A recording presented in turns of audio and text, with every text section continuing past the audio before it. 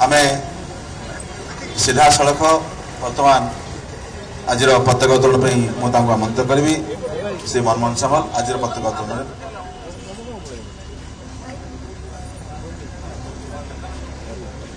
बोलो भारत माता की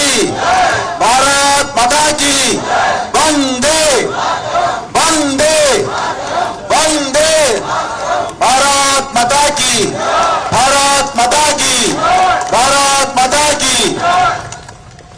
जनगण पवित्र साधारणतंत्र दिवस अवसर में मो ओडिशा 4.5 कोटी जनसाधारण को मंतकरण शुभेच्छा जनाऊँगी अभिनंदन जनाऊँगी एवं धन्यवाद दूची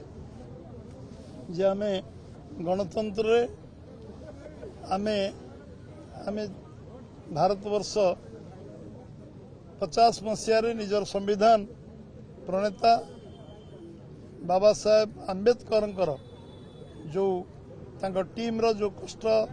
परिश्रम से निश्चय सार्थक है। आज गणतंत्र शक्तिशाली एवं भारतवर्ष गणतांत्रिक व्यवस्था वृद्धिमंत समृद्ध शक्तिशाली एवं आज ये अवसर में आमे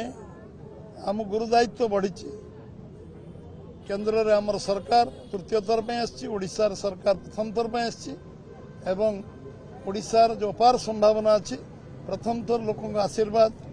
जो मिली निश्चित भाव में कार्यकारी करने 7 मास आम अरह चेष्टा करुँ। यशस्वी प्रधानमंत्री नरेंद्र भाई मोदी 28 तारीख पुणी भुवनेश्वर आसुच्चंती उत्कर्ष ओडिशा अवसर रे एठी अधिक निवेशकारी आसिबे अधिक निवेश हम पर्यटन शिल्पर निवेश हम एवं शिल्पर निवेश हम एवं कृषि भित्तिक शिल्पर निवेश हम एवं सबुपाई जो संभावना तैयारी एवं 7 मास 5 थर प्रधानमंत्री आसिबा एवं निर्वाचन समय मध्य से प्रतिश्रुति देते 4 थर जो निर्वाचन प्रचार आसते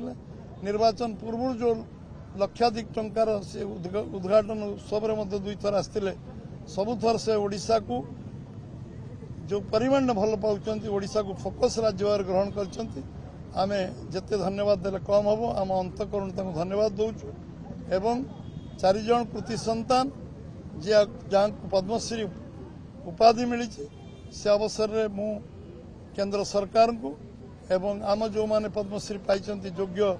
ओडिशार गर्व गौरव से मोर शुभेच्छा जनाऊँगी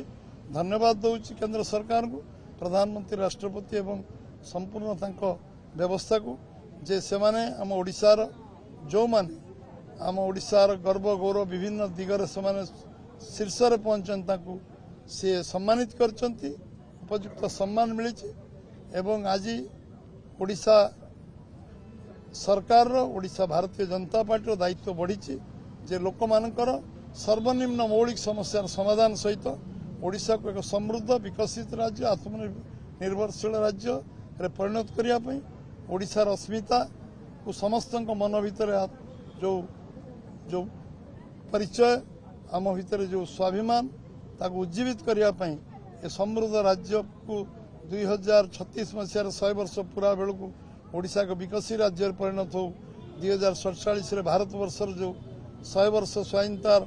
समय भारतवर्ष विकसित भारत हम तार सबुठू जदि अधिक कई कम्प्लीमेंट कर सी हूँ ओडिशा एभली लक्ष्य आम समस्ते संकल्प नहीं आज ये साधारणतंत्र दिवस अवसर में मु समस्त पुनर्बार शुभेच्छा अभिनंदन एवं धन्यवाद ज्ञापन करूँ।